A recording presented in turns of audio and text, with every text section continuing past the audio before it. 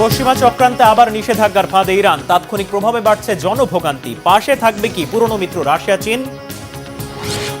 জনসভায় পদদলনে মৃত্যুতে মামলার জালে বিজয় থালাপাথি। রাজনীতির মাঠেও চমক দেখাতে পারবেন কি দক্ষিণী এই সুপারস্টার? পৃথিবীর পাশে ঘুরছে আরেকটি চাঁদ, জানালেন মহাকাশ বিজ্ঞানীরা। একই সাথে দুই চন্দ্র দেখার সৌভাগ্য হবে কি বিশ্ববাসীর? 27 সেপ্টেম্বর মধ্যরাত থেকে নতুন বাস্তবতায় ঢুকেছে ইরান। এতদিন স্থগিত থাকা ইরানের ওপর আরোপিত জাতিসংঘের পুরনো সব নিষেধাজ্ঞা আবারও কার্যকর হয়েছে। এতে আন্তর্জাতিক অর্থনীতি থেকে কার্যত বিচ্ছিন্ন হয়ে পড়ছে দেশটি। এমন শক্ত পদক্ষেপের পেছনে 2015 সালের পরমাণু চুক্তি লঙ্ঘনের অভিযোগ তোলা হলেও তা প্রত্যাখ্যান করেছে তেহরান। জোর দিয়ে বলছে কোনোভাবেই পরমাণু অস্ত্র তৈরি করতে চায় না ইরান। অর্থনীতির ধাক্কা আর তাৎক্ষণিক জনভোগান্তি কী করে সামলাবে তেহরান? ইরানের পাশে দাঁড়াবে কি পুরনো মিত্র রাশিয়া চীন? হাফিজুল ইসলামের ডেস্ক রিপোর্টে বিস্তারিত। ইরানের উপর কার্যকর হয়েছে জাতিসংঘের পুরনো সব নিষেধাজ্ঞা। গত 27 সেপ্টেম্বর মধ্যরাত পেরোনোর সঙ্গে সঙ্গেই চালু হওয়া সিদ্ধান্তের জেরে বন্ধ হয়ে যেতে শুরু করেছে বিশ্ববাজারে তেহরানের আমদানি রপ্তানি। অন্যদিকে দেশটির শীর্ষ নেতারা সাফ জানিয়ে দিয়েছেন, চাপ দিয়ে ইরানকে মাথা নত করানো যাবে না। আন্তর্জাতিক অর্থনীতি থেকে বিচ্ছিন্ন হওয়ার আশঙ্কায় বিকল্প পদ্ধতিতে ব্যবসার পথ খুঁজছে দেশটির সরকার।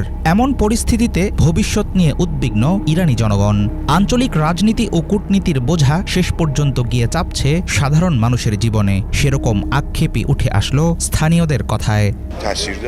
নিষেধাজ্ঞার ধাক্কা লাগবেই, এটা এড়ানো একেবারেই সম্ভব না। কোনো না কোনোভাবে আমরা বিচ্ছিন্ন হয়ে যাব, আর অর্থনীতিতে এর প্রভাব নির্ঘাত পড়বে। এখন আর সমঝোতার কোনো সময় নেই।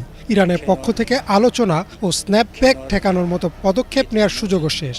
আগে কিছু একটা করতে হতো। 2015 সালের পরমাণু চুক্তি লঙ্ঘন করেছে ইরান।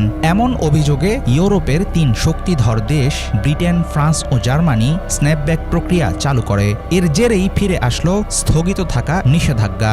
অবশ্য তেহরান সবসময় দাবি করে এসেছে তারা কোনোভাবেই পরমাণু অস্ত্র বানাতে চায় না। তবে পশ্চিমা শক্তিগুলো বলছে চুক্তির সীমা লঙ্ঘন করেছে ইরান। ইউরোপীয় দেশগুলোর সঙ্গে এমন দ্বন্দ্ব তেহরানকে ঠেলে দিচ্ছে আন্তর্জাতিক বিচ্ছিন্নতার দিকে। বিশেষজ্ঞরা বলছেন, নিষেধাজ্ঞার কারণে ইরানের ব্যাংকিং, বাণিজ্য, জ্বালানি, রপ্তানি সব খাতেই আসবে বড় আঘাত। ফলে আরও কঠিন হয়ে উঠবে জনগণের দৈনন্দিন জীবন। আমি শুধু বাঁচতে চাই। নিষেধাজ্ঞা ফিরে আসায় ইরানের প্রতিক্রিয়া কেমন হওয়া উচিত সেসবের পরোয়া করি না। আমি চাই এমন একটা প্রক্রিয়া চালু থাকুক যেন আমি সম্মানজনক জীবন যাপন করতে পারি, নিজের জন্য, সন্তানের জন্য, আর আমার মতো অন্যদের জন্য। এটাই তো চাওয়া। সরকার যদি এমন কিছু করতে চায় যা দেশের স্বার্থে হবে বলে তারা মনে করে, তাহলে ধরে নিব দেশের জন্যই করছে। তারা হয়তো দীর্ঘমেয়াদী কিছু ভাবছে, হয়তো আমরা বুঝতে পারছি না। কিন্তু আমাদের জন্য সহজ কথা হলো, আমরা কেবল শান্তিতে ব্যবসা চাই, আর কিচ্ছু না। 2015 সালের পরমাণু চুক্তি স্বাক্ষরিত হওয়ার পর আন্তর্জাতিক বাজারে কিছুটা স্বস্তি পেয়েছিল ইরান। সম্মিলিত চেষ্টায় তখন বাড়ে তেল বিক্রির পরিমাণ, গতি ফিরতে শুরু করে বৈদেশিক বাণিজ্যে। কিন্তু ক্রমাগত টানাপোড়েন, যুক্তরাষ্ট্রের একতরফা চাপ আর এখন জাতিসংঘের নিষেধাজ্ঞা ফেরার ঘোষণায় নতুন করে ধসের মুখে পড়বে ইরানের অর্থনীতি। বর্তমান সংকট থেকে বের হতে ইরান আরও ঘনিষ্ঠভাবে ঝুঁকবে রাশিয়া ও চীনের দিকে। জাতিসংঘের নিষেধাজ্ঞা ইরানকে থামাতে পারবে নাকি উল্টো দেশটিকে বাধ্য করবে আরও শক্ত অবস্থানে যেতে, সেটা নিয়ে রয়েছে ঘোর অনিশ্চয়তা। তবে চলমান সংঘাতে বরাবরের মতো সাধারণ জনগণই হচ্ছে ভোগান্তির শিকার। হাফিজুল ইসলাম, বাংলা ভিশন। এদিকে ইরানে আন্তর্জাতিক নিষেধাজ্ঞা পুনর্বহালের কারণে চলমান অস্থিরতার মধ্যেই মস্কোর সাথে $500 কোটি পারমাণবিক চুক্তি করেছে তেহরান। এতে মধ্যপ্রাচ্যে ক্রমেই জটিল আকার নেওয়া অস্থিতিশীলতা আরও বাজে দিকে মোড় নিতে যাচ্ছে বলে আশঙ্কা করছেন রাজনৈতিক ও সমর বিশারদরা।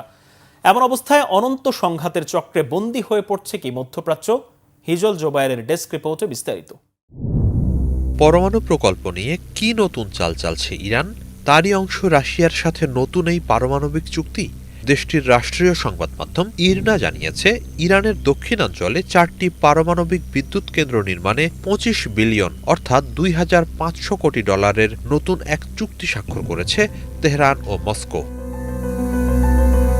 এমন এক সময় এই চুক্তি হলো যখন জাতিসংঘের মাধ্যমে ইরানের ওপর নতুন করে কঠোর সব নিষেধাজ্ঞা আরোপে উদ্যত ফ্রান্স, জার্মানি ও যুক্তরাজ্য। পশ্চিমা দেশগুলো দীর্ঘদিন ধরেই সন্দেহ করে আসছে যে ইরান পারমাণবিক বিদ্যুৎ কেন্দ্রের আড়ালে পরমাণু অস্ত্র নির্মাণের চেষ্টা চালাচ্ছে। রাশিয়ার সাথে হওয়া সাম্প্রতিক এই পরমাণু চুক্তি সেই সন্দেহের আগুনে নতুন করে ঘি ঢালবে বলে মনে করছেন অনেক বিশ্লেষক। এ অবস্থায় তেহরানের ওপর নিষেধাজ্ঞা কার্যকর জরুরি। পশ্চিমা দেশগুলোর দিক থেকে এমন ভাবনা খুবই স্বাভাবিক। পশ্চিমাদের অভিযোগ 2015 সালে হওয়া পরমাণু চুক্তি মানছে না তেহরান, উল্টো তারা গোপনে পারমাণবিক অস্ত্র তৈরির চেষ্টা চালাচ্ছে। ওই চুক্তিতে যুক্তরাজ্য, ফ্রান্স ও জার্মানি ছাড়াও ছিল যুক্তরাষ্ট্র, রাশিয়া ও চীন। চুক্তি অনুসারে নিষেধাজ্ঞা শিথিলের বিনিময়ে ইরান তার পারমাণবিক কর্মসূচি সীমিত করতে সম্মত হয়। কিন্তু 2018 সালে প্রথম শাসনামলে যুক্তরাষ্ট্রকে চুক্তিটি থেকে বের করে নেন দেশটির প্রেসিডেন্ট ডোনাল্ড ট্রাম্প। ইরানের ওপর আরোপ করেন কঠোর সব নিষেধাজ্ঞা। এর মধ্য দিয়েই মূলত চুক্তিটি ভণ্ডুল হতে শুরু করে। যুক্তরাষ্ট্রের ওপর থেকে ইরানের আস্থা পুরোপুরি উঠে যায়। এখন ইউরোপীয় দেশগুলো বলছে তেহরান চুক্তিটি আর সেভাবে মানছে না, ফলে পুরনো নিষেধাজ্ঞা ফিরিয়ে আনা ছাড়া উপায় নেই। তবে বরাবরের মতোই ইরান বলছে তাদের পরমাণু প্রকল্প শান্তিপূর্ণ। জাতিসংঘ সাধারণ পরিষদের ভাষণেও দেশটির প্রেসিডেন্ট মাসুদ পেজেশকিয়ান বলেছেন ইরান কখনো পারমাণবিক বোমা তৈরির চেষ্টা করবে না। ইরনা জানিয়েছে রাশিয়ার সাথে হওয়া নতুন চুক্তির আওতায় হরমুজগান প্রদেশের সিরিক শহরে 1235 একর জায়গায় 4টি নতুন বিদ্যুৎ কেন্দ্র নির্মাণ করা হবে। এই প্রদেশটি সংযুক্ত আরব আমিরাত ও ওমানের কাছে অবস্থিত। নতুন বিদ্যুৎ কেন্দ্রের জেনারেশন 3 চুল্লিগুলো মিলিতভাবে 5 গিগাওয়াট বিদ্যুৎ উৎপাদন করবে বলে জানানো হয়েছে। সংশ্লিষ্টরা জানাচ্ছে অনেক সময় বিদ্যুৎ ঘাটতির মুখোমুখি হয় ইরান। বর্তমানে দেশটির একমাত্র সক্রিয় পারমাণবিক বিদ্যুৎ কেন্দ্রটি দক্ষিণের বুশেহের শহরে অবস্থিত। সেটিও রাশিয়ার সহায়তায় নির্মিত।